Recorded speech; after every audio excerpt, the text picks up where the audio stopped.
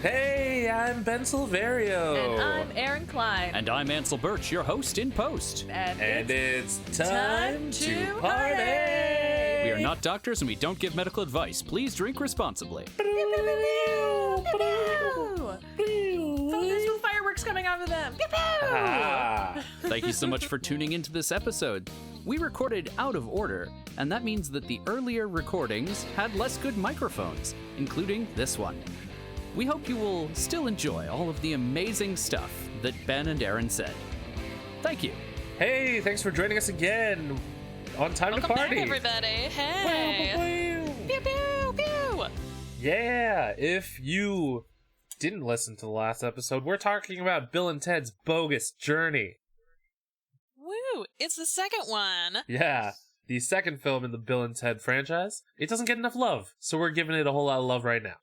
Unless you're me, and it's the only one of this series you've ever seen. In that sense, it gets a lot of love. It still blows my mind. I know. Blows my mind. For anyone who didn't listen to the drinking and smoking game episode that came before this, I revealed that this is the only one in Bill and Ted's series I've seen. I've never actually seen Excellent Adventure. I've only ever seen Bogus Adventure 3 times, I think, at least at this point. Man. So, yeah, I love this movie. It's really good. It's really good, right? Like, a lot of people will downplay it because it's so different, but I think that's what makes it good. It's not only... I can't even picture what the first one is like because I like this one so much, and hearing that it's so different from the first one, which is cool, like that makes it a really clever and well done sequel. I have no idea what the first one is like. Yeah, the writers made like a very conscious choice to make this one so different and to stand out from the original, because it's like, oh, what is Bill and Ted gonna have another assignment that they have to do? And that actually was something they considered. Initially, the story idea was that Bill and Ted have an English project due. And so they would have had to like meet Shakespeare and Hemingway and stuff like that, which would have been fine, but it would have essentially been a rehash of the first movie. Yeah. Now, when the idea for Bill and Ted Go to Hell came up, like that's something different. Obviously, it didn't go on to be called Bill and Ted Go to Hell, but Bogus Journey is still the same weird little movie that they came up with. Even though they changed so much of it along the way.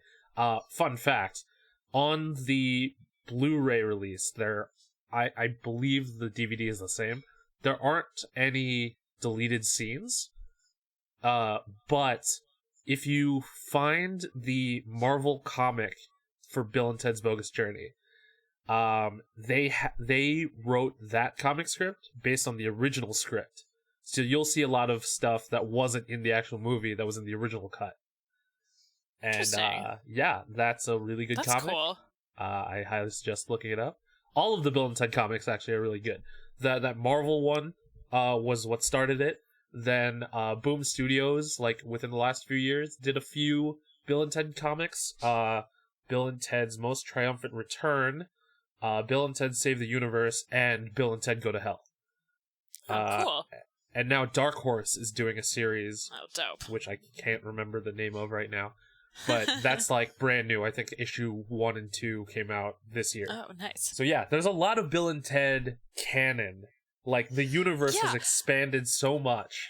I am really amused and like kind of in awe of how much Bill and Ted has remained a cultural phenomenon after these, like, I mean, especially this year, now that the third one has come out, which, like, as an X-Files fan who waited a super long time for a movie and then a super long time for 2 additional seasons, like, I understand that, that, like, waiting and wanting, like we were talking in the last episode about Star Wars and the way that people, like, waited in between the original series and, like, the prequels, like, I think it's cool that Bill and Ted has that same kind of cultural currency that people are like super excited about it and have been to the point where it like sprouts a third movie, which is actually like made and released. I just think that's so cool. Yeah, up until a few years ago, I believe, Bill and Ted were even part of Universal Studios' Halloween Horror Nights. Like, they did, like, a variety show that had a bunch of, like, irreverent jokes from the year that was, that was, like, framed by Bill and Ted using the phone booth to go to different time periods and place periods. And, like, I'm not seems sure like a concept... that those jokes were all very politically correct. That's probably why they stopped were not. doing it. But, no, they definitely were not. Yeah, but I remember going back one year and, like, as part of, like, my Halloween celebration or whatever, like, going back and rewatching some of the old Halloween Horror Night Bill and Ted stuff, and it's just ridiculous. I love it. I feel like they're just such relatable characters in so many ways. Like, you get to laugh at them because they're, like, silly and kind of dumb. But they're, like... I wrote this down at one point. We could all learn a little by how relaxed and accepting they are of literally everything. Everything, like, right. Everything that happens to them, they're like, you know what? We're just going to go with it, and it's going to work out, and everything's going to be fine, and you know what? It's fine. And having, again, only seen this one, like, I love that. I love this attitude, and I feel like at the beginning, you learn that they have this, like, Bill and Ted, like, changed the universe, and so there's this, like, college that you see at the very beginning, and I love the idea that's what their energy is, just, like, so pure and so, like, wholesome and inviting and accepting that, like, it just infects the whole world, and everyone is just overcome with this idea, like I said, that, like, we could all really learn a lot if we just learn to be as accepting as these guys are about 100% legit fucking everything. Yeah. Including death. Including death, yes. The thing about Bill and Ted is that they're all about love. Yeah. At the core, they're about heart, you know? Like, loving themselves, loving each other, loving everything around them, you know? There's such a force for positivity that having Bill and Ted return in this year that has been so negative was such a nice light, I guess, in the darkness of 2020. Yeah, it's like a beacon. Yes, that's the fucking word I was looking for. Yeah, nailed it. Yeah, I agree. It feels like now is, like, a really good time to have a reminder that, like, two chill dudes are, like, super cool. Like, I loved when the evil Bill and Ted took them up to the mountain, and they were like, you know what, man, even though you want to kill us, we still love you. And I'm gonna use the F slur, they called them fags, and I liked that it felt very 90s that they did that they included that word, obviously, but I loved that it was so clear that, like, this is the only time we're using this word. It's in this very, very like, pivotal moment in these characters' developments, because they're about to fucking die, and that it's the bad guys, like, it's they're evil Bill and Ted that are using this word, and it's in this moment where, like, all they were doing was offering them love, and they got this, like, bigoted response. It felt so appropriate. It didn't feel, like, dated, really, even. It felt, like, very appropriate still, even in 2020, that, like, yeah, this was an appropriate use of this kind of language, too. So I really appreciated that. I thought it made it age better than you would expect. Right. And building off of that, you know, in terms of Bill and Ted's acceptance, when they meet Station in heaven, and Death says, what, did you think that the best scientist in the universe was going to be from Earth? And then from that point on, Bill and Ted just accept that Station is the best scientist in the universe. You know, they accept that right away. It's almost like, oh, sorry, I didn't think about that. You're absolutely right. You know, and that's really the response that you should have when you're being corrected like that. You know, you didn't know any better. You know, like when you use a word that's no longer, you know, PC, really. Like, for example, I unintentionally used the word lame recently, and our friend Meg pointed it out, and I'm just like, oh my god, I didn't even realize that. Thank you for pointing that out. And that's how Bill and Ted felt in that moment, you know? Yeah, totally. Yeah, like, we develop these words that are ableist at their core. They insult people for things that they can't control a lot of the time, and it's become such a regular part of our lexicon we don't even think about it. And so I think you're right when you're like presented with that, like, oh no, here's actually why this is like kind of an inappropriate word and you should like really re-examine your relationship with it. Your response and the response of Bill and Ted of, okay, cool, you got it, no problem, moving forward. Like, yep. I think it's really important to do that and to move forward. Yeah, Bill and Ted was totally ahead of its time in that way. Oh yeah, I wrote this down also later that like this feels like a super progressive movie for the 90s particularly. Like this came out in 1991 and feels very, very much ahead of its time. Like the fact that they are wildly respectful to their girlfriends and the fact that they like treat them like real people who deserve like consent and respect is very ahead of its time for a movie that came out in 1991. And like that scene where evil Bill and Ted are like trying to like molest them, basically. They all have their clothes on, so it's like there's only so far that can go, but like it is still clearly supposed to be they're like engaging in non-con in this moment. And I love that real Bill and Ted, who are ghosts in this moment, are horrified, are like, oh my god, we would never do this. This is not we would never treat the babes this way. Like we love and respect them so much. And like for 1991, again, that just feels like so progressive. Oh yeah, definitely.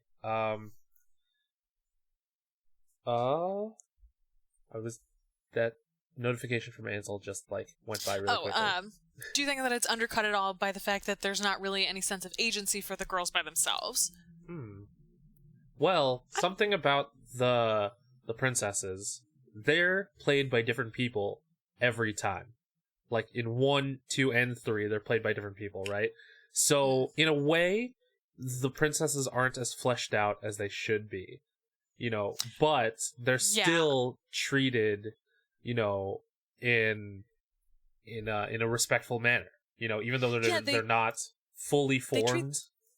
They treat them like whole, full people, even though we as an audience do not really get to see them as full people who, quote unquote, deserve to be treated with that kind of respect. Like, I almost think that's I didn't really even think about that throughout this. Maybe it's because I was just like, oh, it's about Bill and Ted, and I don't really know anything about the princesses. Yeah. Like, when they were like, oh, they're from medieval England, I was like, sure, they sure are. I just fully accept this, and that's fine.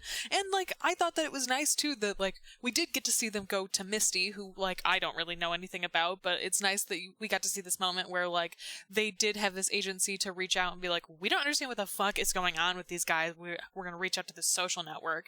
So I liked that, and I liked, too, that they, even when they were like tied up and like damsels in distress, they didn't feel like props at any point. It wasn't like, oh, we just tied these girls to the track because that's what you do with women. Like, they felt like central parts of this story because of the way that Bill and Ted felt about them. Like, the fact that Bill and Ted felt like they were such important people in their lives because of the way that they care about and respect them, kind of like secondhand paints them with this like agency that doesn't feel as empty. So I've a little of both on my end, I think. Like, I would like to know more about them, but again, maybe it's only because I was watching the second one and don't know anything about them in the first one. Just kind of accepted that, like, only Bill and Ted are the focus in this. Like, Bill and Ted are the two, like, people that will be following through this. And Death, whom I said in the last episode I fucking loved. We absolutely have to talk about Death, because William Sadler is just a fucking genius.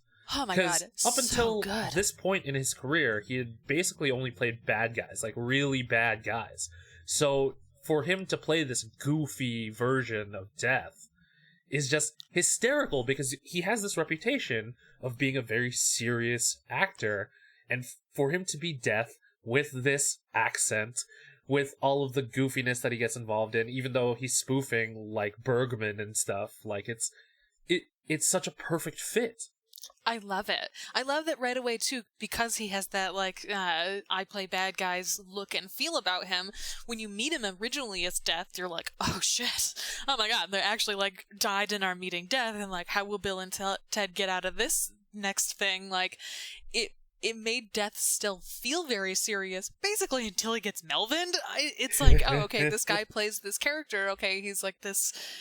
Okay, he's Death, and they'll have to somehow avoid this like scary, weird death. And then it's like, no. Death is 100% on for this ride and will be around for the rest of this picture and do an excellent job. Like, I loved it. An important thing to mention about Death: don't overlook my butt. I 1000% wrote that down when they're they're in heaven, right? No, not in heaven. No, they're about to start building the good robot Bill and Ted. Right, and they're talking about how Station has the good Martian butt. I also love that. Bill and Ted are like, we don't know what your gender is, and we kind of don't care. Like, you just have this nice butt, so we're just gonna like give you this compliment about it. Also, again, for 1991, butt stuff, progressive. People were not super into butts in the 90s. Everyone said Jennifer Lopez had a huge ass, which is like not true. Yeah, right. A very nice butt, but it's not big. It's just very normal size. Anyway, I loved. I just loved everything about Death. I loved too. I looked it up. In the third one, the newest one, Anthony Kerrigan is playing Death, who plays NoHo Hank in Barry, and it is chef kiss. Wait. The best kiss, or the best casting. Wait, William Sadler is back as Death in the third one. Who is Anthony Kerrigan then? I don't want to say because you haven't seen it. Because like the reveal of his character is kind of it's fun when you find out like who he actually is. Oh, but weird. He definitely has he has the look. I pulled up a review that said that he was Death. That's why I wrote it down. Okay. Yeah, Interesting. No. Okay. William Sadler's back. I'm disappointed. I really wanted Anthony Kerrigan to be Death. He's such good casting for it. Well, the role that he plays is still a lot of fun. Okay. Yeah. Man, I thought that even before I looked, because when I was watching it, I was like, dude, Anthony Kerrigan would be fucking perfect in this part. And so I looked it up and was like, I'm going to see if he's in it. And then it pulled up and I was like, oh, perfect. This is obviously who this is. That's so weird. I didn't even write down what site I checked that from. Ah, man, I'm really disappointed that he's not Death. No, but he still plays a central character. Death doesn't get older. It feels weird that Death would age along with Bill and Ted. Is it because he's on Earth? I feel like he looks the same in the third one. Yeah, okay. like because Fine, I'll accept it. They used makeup in Bogus Journey to age up William Sadler. So I know that was like part of his initial test, but he definitely did look a little bit older. I'm disappointed by that. That's so disappointing to me. I am glad that he's in it and is a good character, but I just feel like he'd be such a good Death. Speaking of makeup in Bill and Ted's Bogus Journey, like, so yes, there's a lot of really great like costuming and special effects makeup, but the best, okay, maybe not the best one, but my favorite one is Granny Preston in Hell. Yes, because I wrote that down as well. They did a fucking great job with his makeup. Like, it's scary enough in an exaggerated and cartoon way that like you don't even notice at first that it's him, and then as soon as you do, it's like, well, of course he would play his own grandma. Like, what's part of what is terrifying as a child is looking at a person that you recognize as, I look sort of like this person, and they've decayed, and I don't understand how or why my body will become this way. Absolutely. In the commentary on the in the commentary of the Blu-ray, when they talk about that scene, when Alex Winter got into the makeup for Granny Preston, I think he legitimately scared the actor playing young Bill. Yeah. Like, it's scary. It is scary. It's really, really well done. And the way he's like climbing over the table is so good. He does a lot. They do a lot with both his physicality as the grandma and the like camera angle work that make it like very effective, and the lighting also. Alex Winter doesn't get enough credit for his performance. You know, everybody loves Keanu, and rightfully so, but Alex Winter like is top notch in his performance, even though this is such like a silly thing. But... Right. You need someone who they both take it equally serious. It's not like a joke to either of them. They're both like fully committed to these like lovable doofus characters. Yeah, I agree. I think that he is, like you said, people remember Keanu Reeves from this because Keanu Reeves is Keanu Reeves, but like Bill is a huge and important part of this, and like Yes. really, he doesn't feel out of place ever. It never feels like, oh, Nope. this should just be Keanu Reeves. It should just be Ted. Yes. Bill always feels like he's appropriate to be there. One of the other things that I loved, I wrote down, I love that the like costumes for the future are. We sort of talked about this in Meet the Robinsons, where part of what happens with the future and the way that we think about the future is that you take the things that we think and love today and think of as like high fashion, and then you just push them forward, and you're like, make the lines bigger and the silhouettes different and the colors a little brighter. And that's exactly what's happening here. Like, here's the 90s 150 years in the future with these like really colorful, like big fucking shoulder pads, like weird cuts. Like, I loved that they're all wearing moon boots, which are like a very specific 90s choice. And like, I personally own a pair of moon boots because I think they're hilarious. But like, that's not a thing that people normally wear because they're very heavy and they're like hard to walk around with if you're not used to them too. So I love the idea of all these extras showing up to set and they're like, here you are. Here's this really weird functioning costume and these boots that you can't make too much noise about or else we have to stop and start recording again. So yeah. I made a particular note about how much I liked that. I feel like the whole costume design is great. Everyone feels absolutely. like all of their costumes feel appropriate. All of them feel like they tell a story about who the characters are. Mm-hmm. I love too that when they have evil Bill and Ted, they cross-paired them so that they could clearly like shoot it a little easier. Right. It's such a small detail, but I feel like most people, especially in the 90s when they were trying to do this like fancy camera cut work, would be like, we're going to impress you by having me lead myself. And it's like, that's so unnecessary. Like, we don't really need to do that. And so the fact that they both have these very distinct costumes that you can tell visually immediately that they've been like cross-paired, I feel like is really, really smart. And then for when they die, their costumes are exactly the same, but in a grayscale. And that's just a great way to denote that they're dead, you know? Like, it's a very little thing that you don't think about, like, right away, but it's a great way to differentiate. Totally. I completely agree. Like, the costumes were totally a storytelling device in this movie. Yes, absolutely. I totally agree with that. The villain, Chuck Denomalos. Fun fact, his name is Ed Solomon, who is one of the writers. It's his name backwards. Oh. Interesting. Yeah. Is he just like a clean villain? Did he just show up in this one, or is this guy established in the first movie? Yeah, he didn't show up until this one, and his whole backstory of being Rufus's teacher, but then at the end it was revealed that he was his gym teacher. Right, yeah. I made a note of that. I thought that was very funny. It was a fun gag. Like, to his credit, he was the sit-up champion of the 27th century, which, like, that's no small potatoes. Like, no. That's a whole 100 years to be the sit-up champion of. I'm like, that's pretty impressive, so I don't know why it would drive you to hate two dudes who love, but whatever. Sit-ups are important. It just goes to show that there are haters for everybody, you know? That's like, true. Haters will exist no matter what time period you're in. Oh, 100%. That's absolutely true. It's a fact of life. Yeah.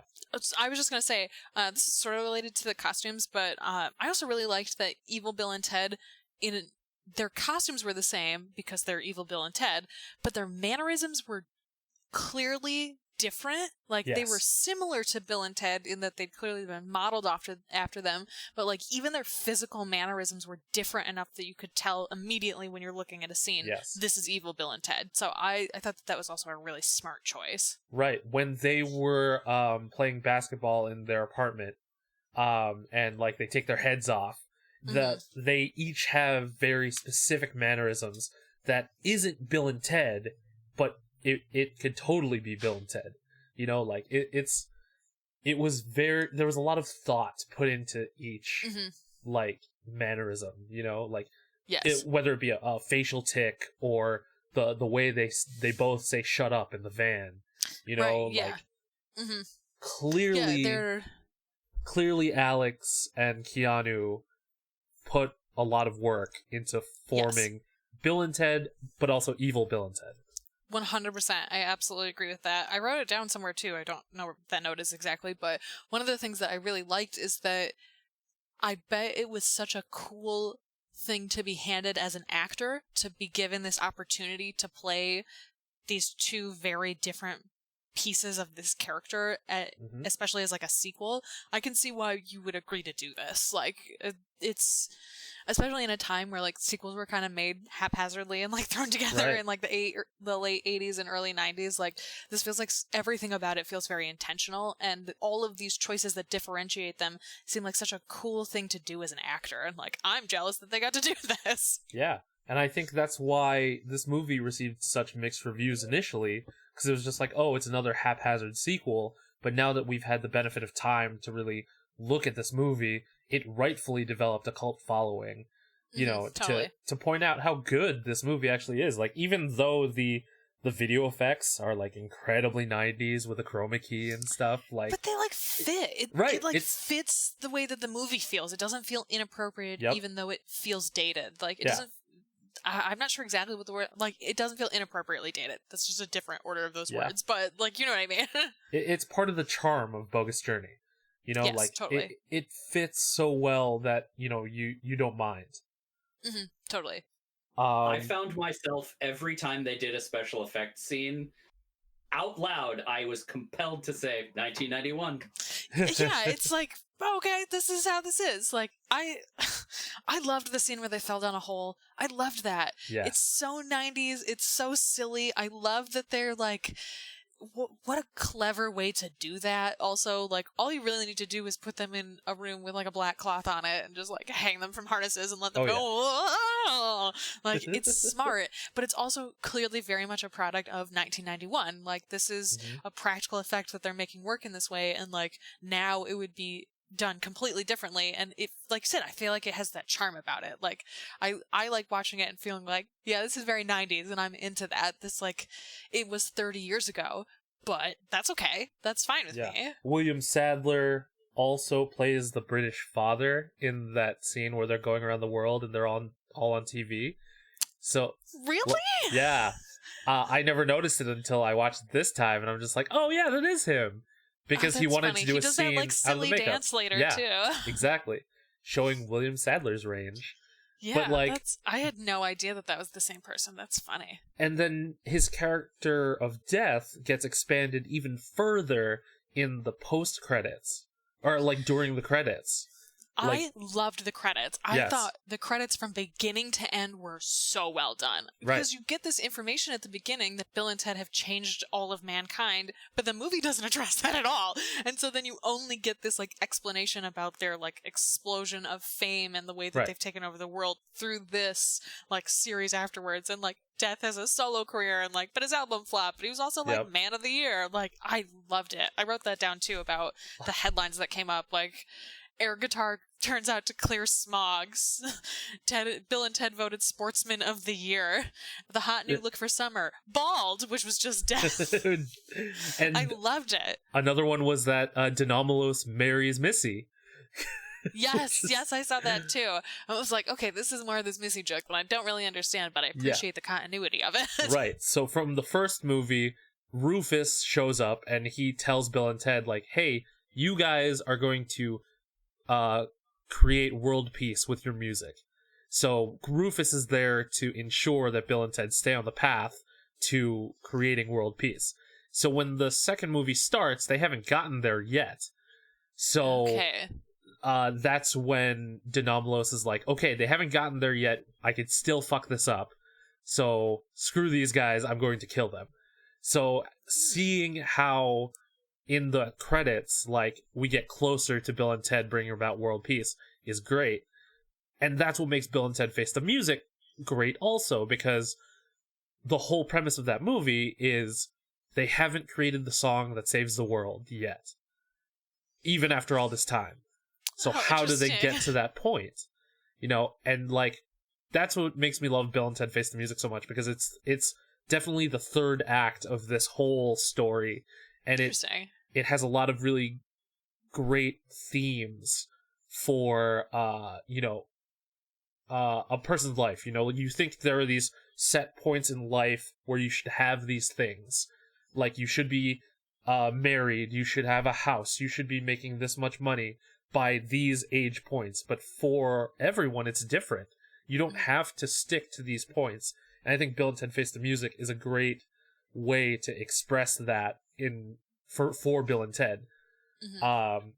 But Bogus Journey is like the start of getting to that point, and like it's a great act 2 for the Bill and Ted story, but it's also great as a standalone, message, really weird message with space and time. And but the time thing, for us being a podcast about time travel movies, and for Bill and Ted being time travel icons, there is only 3 instances of time travel in Bill and Ted's Bogus Journey. You have Rufus in the very beginning coming into his classroom. You have Denomalos showing up, and then at the very end, Bill and Ted at the Battle of the Bands preparing to, play the show. So very little time travel in this time travel movie. Well, they also, talk at the end. There's all the, back and forth about, oh, well, if we get out, if we're the ones that win, we'll have set up this stuff before. And so there is this idea that a lot of time travel has happened, but we don't get to see any of it. It's just something that existed. Yes. There is the time travel at the very beginning. We also sort of get to see that at the beginning, too, where it's here are all these people who we time traveled back, but it's just opening up this phone booth and then they all come out. It's, we don't, really get to see the mechanisms of it except for that, initial jump back to Bill and Ted. A lot of that is really explored in the first one. So I guess, since it was just assumed that everyone knows how that works by now. But LOL, if people watch them in the right order instead of just watching the second one a bunch of times. Weird. Well, I think the first one is a time travel movie, and this one is more of a obviously this is a movie about the afterlife instead of time. You're traveling through death. So it makes sense that they saved the time travel for the bookends. Yeah. Right, yeah. Alternatively, Bill and Ted are Time Lords who can travel through space and time. That's what I was thinking, is it almost feels like a time and space travel as opposed to just the time travel part of it. Because it also seems like in death you can pop out wherever the fuck you want afterwards, which is a weird, wormhole-y time travel almost. It's well, you existed in this place where time isn't real, so we can kind of shit you out wherever we want. Right. Yeah. Speaking of wormhole, when Bill and Ted come back to life and Bill pulls the worm out of his ear. Oh, right. And he apologizes. I know, it was so cute. I love that Ted, too, is oh, there was a bird that was clearly pecking at my head. Well, can't blame him. Oh, y'all are so cute. They're so accepting of everything. It's just absolutely mind-blowing. I love it so much. If there's one thing to take away from this edition of Time to Party, it's that Bill and Ted are the example of being accepting. Yeah, absolutely. I love it. I love that they're so positive and that they have such a great, outlook on everything. I love it. Bill and Ted are great. Their advice of be excellent to each other and party on, dudes, is an enduring message. I know. It stands the test of time.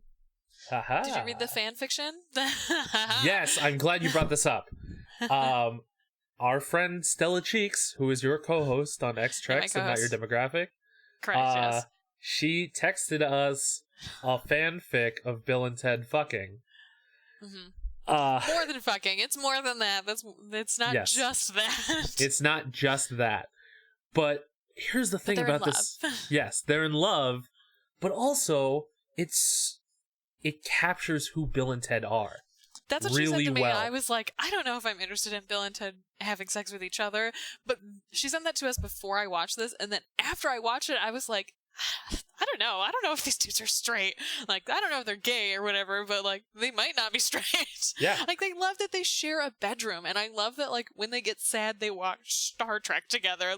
There are a lot of signs that point me towards these dudes aren't just into women, and that's fine with me. But also, it does add this, very different layer onto this story. Oh, yeah. Which I don't dislike. It's just very different. Right. It made me think of that because I wrote down Death's reaction to Megastation is adorable. I bet that there's really weird fanfic for that as well. There has to be. There has to be. Yeah. There absolutely has Station to be. being one person or one being and then splitting into two beings, and it's ripe for fan fiction. Absolutely. Like, I wish. When I was telling Stella about reading this fanfic, I told her that I thought that it was building to a 69 dudes joke, like a callback from the first movie, but I'm glad that it did it, and it really focused on, making sure that Bill and Ted sounded like Bill and Ted. They still acted like Bill and Ted. And, right. As I've kept saying throughout this, the key to Bill and Ted is heart. And they're all about love. And that's even conveyed here in this fan fiction where they're having sex with each other. Right, exactly. Like, that's the whole deal. Like, good fanfic is good. Like, good fanfic is, the reason that it's good is because it takes these characters and takes their essence of what we know and love about them and connects them to fixing, quote unquote, what people feel like it should have been like. Right. Which sometimes I agree with, and other times I'm like, shut your mouth. Yeah, and I mean, Bill and Ted do everything together anyway. I mean, exactly, this fanfic was clearly a prequel to Excellent Adventure, so none of this stuff happened yet. But, they end up proposing to the princesses together. They, they live together. There's a part of me that's like, hey, Bill and Ted probably can't take off a chastity belt by themselves individually. So they're probably, tagged in each other during that time after they propose. Exactly. 100%. What good dudes. What excellent dudes. Excellent. I got to dress up as Ted when I was working for the Philadelphia Asian American Film Festival. We did an 80s party for our opening night film, which was Soul Searching. It was set in the 80s about this group of Korean American kids who went back to Korea for a summer camp to learn about being Korean. So we were just like, okay, cool, 80s party. So my friend and I were bartending, and we were just like, we should do a couple's costume. And immediately we're just like, Bill and Ted. 100% Bill and Ted. Totally. So walking around all the time, doing the hand thing, saying excellent or bogus. Heinous. If there was one catchphrase or word that Bill and Ted use, and you could bring it back into, modern times and had it be popular again, what would you use? Oh, I don't know if I have an answer for that. Because I feel like I use excellent a lot. I feel like that's already a part of my, vernacular. I don't know. I can't think of anything off the top of my head. What's yours? Let me think about it. I mean, I tend to say bogus a lot more. Mm-hmm. I feel like it's a perfectly good word that people aren't utilizing, Heinous is another one, I think, that is... I feel like I use heinous a lot. Because that was what I kind of pinged on too, and I was like, I use that word a lot. Yeah. But if people start saying station, I think that would be funny. Yeah, I feel like station is just a word that you respond to things with was very interesting. Is this a future thing? I love it. I was like, all right, cool, I'll start calling things station. That's fine. Yeah, because... Station. Solid? Is station solid? Is that how you would use that word? Is that an interchangeable? I think station has a connotation that can be multifaceted, depending on the context, it could still apply. Based on the usage of the word in Bill and Ted Face the Music, I do feel like it is a replacement for cool or solid or something like that. But it also feels to me like the Philadelphian word or phrase, John. And John can be used as a noun to refer to a person, place, or thing, such as, yo, pass that John, or let me get that John, or yo, you see that John? There's a lot of ways to use it, and I think station is versatile in that way, too. It's just clever. So much of this is clever. The script is really clever. The concept is really clever. They do really clever things in order to distinguish between all these characters. The sound design is fucking amazing, yes. Top to bottom. We kind of talked about that in the last episode, but I definitely want to mention it again, that everyone gets their own air guitar riff. They all there are noises that are made every time Ted and evil Bill and Ted move. They all have like distinct, like, the Foley work for this is amazing, and it's clear that there are like specific choices that are being made for each of these actions, and I just think that it's fucking brilliant. Like I said, it's just clever. Everything about it is clever. I love. Yes. We didn't even talk about the seance scene, which was fucking yes. clever as hell. I loved the. I love one of the women's calling President Chester A. Arthur, and that the last woman's calling Ty Cobb. Why is she calling Ty Cobb? Like, fun fact about that scene. Such a she's like, I'm calling Ty Cobb. I was like, but why? Please, fun fact about that scene: the two guys are the writers, Chris Matheson and Ed Solomon. And then the three women are three of their writer friends who just like sat in on the scene and they basically improvised that, who they were calling. That's hilarious. But I like that even better knowing that it wasn't like actually written down for them. Yeah. That's fucking funny. Exactly. I'm pretty sure that was just like each one of them trying to pop each other, It felt like that. By the time she got to Ty Cobb, I was just like, oh my god, you are just trying to make these people laugh. You made me laugh. Absolutely. But for Missy, that was all very intentional, and the phrase that she repeats to, like, get rid of evil is, Bill and Ted rule the world backwards. Oh, interesting. Yeah. The actress... Damn, that's clever. ...recorded herself saying it regularly, then played it in reverse, so she would know how it sounds, so she could say it on the day. Wow, that's very interesting. I just thought it was Latin. Honestly, I thought that she was just saying like a Latin phrase, so that worked out really well. That's fucking smart. See? Man. Everyone in Bill and Ted, like across the board, puts a lot of great detail in their characters, Mm-hmm. Yes, totally. Yes, absolutely. Everything seems very intentional. It doesn't seem like any of it is like accidental. It seems like they really thought about everything. Yep. Bill and Ted's so good.